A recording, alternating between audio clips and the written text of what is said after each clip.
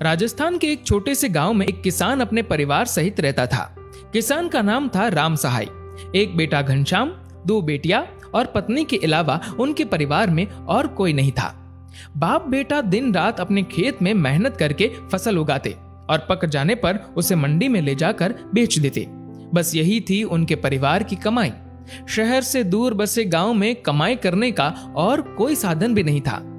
हर बार की तरह फसल पकने को तैयार थी, लेकिन घनघोर बारिश की वजह से सारी फसल नष्ट हो गई। अपने साल भर की मेहनत को बर्बाद होता देख बाप बेटा दोनों बहुत दुखी थे। खैर, प्रकृति की मार के आगे कुछ कर भी तो नहीं सकते थे। साहूकार से खेतीबाड़ी के लिए जो कर्ज लिया था उसे चुकाना तो दूर, इस साल तो घर में खाने के भी लाले पड़ते दिख रहे थे। कुछ दिन तो दाल रोटी चलती रही, मगर एक दिन ऐसा भी आया कि घर में पकाने को कुछ भी नहीं बचा। तब लाचार होकर राम सहाय ने अपने बेटे घनश्याम से कहा, बेटा, यहाँ तो कुछ कमाई दिख नहीं रही और साहूकार का कर्जा भी सर पे खड़ा है। क्यों ना तुम शहर जाकर देखो, कहीं कोई काम मिल जाए। घर की आर्थिक तंगी को देखते हुए घनश्याम भी तुरंत राजी हो गया। 2-3 दिनों बाद घनश्याम अपना गांव और परिवार छोड़ जयपुर की तरफ चल दिया। वहां पहुंचकर सुबह शाम नौकरी ढूंढने में लग गया, लेकिन जहां भी जाता हर कोई उससे किसी जमानती को साथ लाने को कहता। अब जमानती कहां से लाता? वह तो इस शहर में किसी को जानता तक नहीं था। 3 दिन बीत गए पर उसे कोई नौकरी न मिली और न ही जमानत देने वाला। जो पैसे घर से लाया था वह भी लगभग खत्म होने वाले थे। अब उसने तय किया कि सिर्फ एक वक्त का खाना ही खाएगा ताकि पैसे कुछ और दिन चल सके। शायद तब तक कोई नौकरी हाथ लग जाए। पूरे 7 दिन बीत जाने पर भी जब किसी नौकरी का इंतजाम नहीं हुआ तो घनश्याम टूट सा गया। लेकिन सवाल था कि वापस गांव लौटने से भी क्या होगा? वहां कौन सी कमाई का साधन है? सिर्फ कर्जदार ही खड़े हैं। जेब में हाथ डाला तो आखिरी 50 रुपए का नोट ही बचा था। ये देख उसकी आंखों में आंसू आ गए। सुबह के 7 बजे थे और उसने कल से कुछ नहीं खाया था। खाता भी कैसे? पैसे तो लगभग खत्म ही थे। तभी एक विचार आया कि क्यों ना किसी मंदिर चला जाए, शायद वहां कोई भोजन बांटने आया हो। मंदिर पहुंचा तो वहां एक दंपत्ति को खाना बांटते देख वह भी लाइन में लग गया। खाना मिला तो वह खाने का पत्तल लेकर मंदिर की सीढ़ियों पर ही बैठ गया। तभी एक सेठ मंदिर से पूजा की थाली हाथ में लिए बाहर निकले। सीढ़ियां उतरते समय उनका पांव फिसल गया और वह धड़ाम से गिर पड़े। लोगों ने भागकर उन्हें उठाया और थाली उठाकर उनके हाथ में थमा दी। भगवान का शुक्र कुछ ज्यादा चोट नहीं लगी थी। सेठ अपनी कार में बैठ चले गए। तभी खाना खाते हुए घनश्याम की नजर सीढ़ियों पर पड़े एक पर्स पर पड़ी।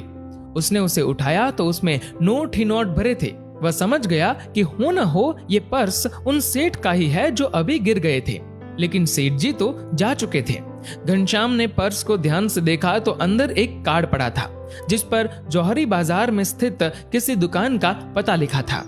खाना तो खा ही चुका था, सो घनश्याम जौहरी बाजार की तरफ निकल पड़ा। जब उस पते पर पहुंचा तो देखा कि दुकान तो बंद थी।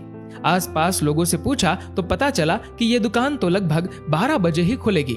अब 12 बजे तक इंतजार करने के अलावा कोई चारा भी नहीं था और उसे कौन सी नौकरी पर पहुंचना था। इधर उधर घूमता रहा और ठीक 12 बजे दुकान पर पहुंच गया। दुकान खुली देख अंदर गया तो सामने सुबह वाले सेठ जी को देख राहत की सांस ली।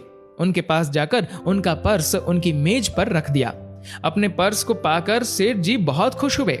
उन्होंने बताया कि जब उन्हें पता चला कि उनका पर्स कहीं गिर गया है तो वह दोबारा मंदिर गए थे, लेकिन पर्स उन्हें वहां नहीं मिला।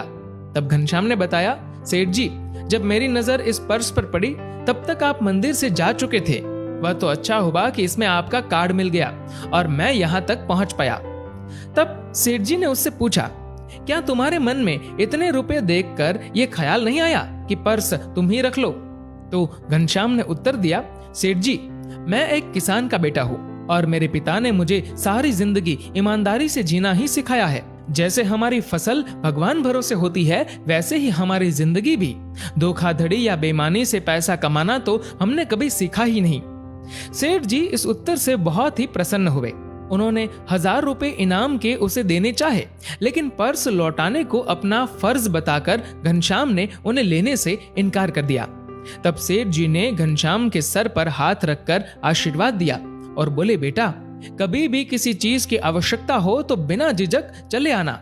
घनश्याम उन्हें प्रणाम कर जाने ही वाला था कि सेठ जी ने उससे पूछा, कहाँ रहते हो बेटा?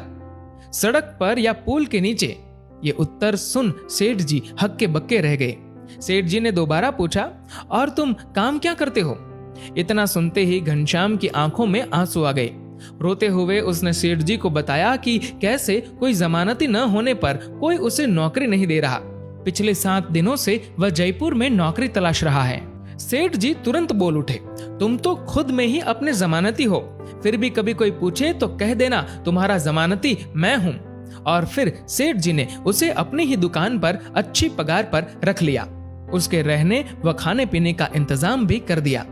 दोस्तों, जिंदगी में अच्छे कार्य करते हुए फल की चिंता मत करो। आपके कर्मों का फल तो किसी न किसी रूप में आपको मिल ही जाएगा। दोस्तों, इस वीडियो को लेकर आपकी क्या राय है नीचे कमेंट करके जरूर बताएगा। और अगर आपको ये वीडियो अच्छा लगा हो तो इस वीडियो को लाइक करेगा और ज्यादा से ज्यादा लोगों तक शेयर करेगा। और ऐसे ही और भी इंस्पिरेशनल वीडियोस के लिए सब्सक्राइब करें हमारे यूट्यूब चैनल को और फेसबुक पर फॉलो करें हमारे पेज को। धन्यवाद।